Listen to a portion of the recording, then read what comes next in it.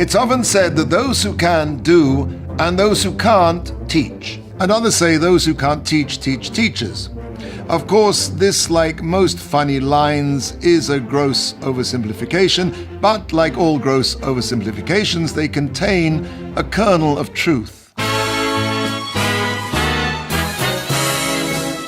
Irving Berlin was one of the greatest songsmiths of the last century, but he composed all his songs on a one-key piano in F sharp. He had a lever underneath the keyboard that allowed him to change key. Asked what effect a more sophisticated musical education would have had on his talent, Berlin replied, "Ruin it."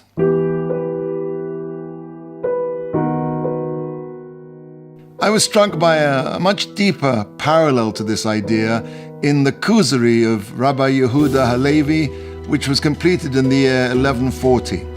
The Kuzari is a defense of Judaism. It's subtitled "In Defense of the Despised Faith." The philosophers that Rabbi Halevi was addressing ridiculed prophecy because they'd never been able to achieve it themselves.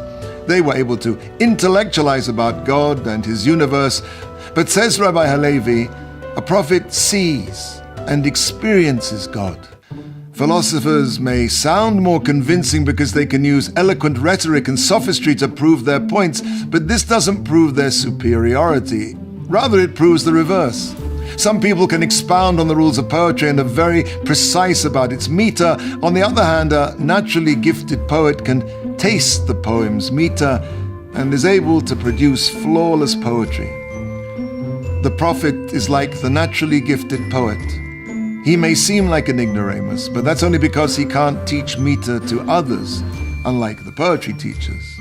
The truth is that a naturally gifted person can, in fact, teach someone else, provided that his pupil is also gifted, because only the slightest amount of suggestion is needed.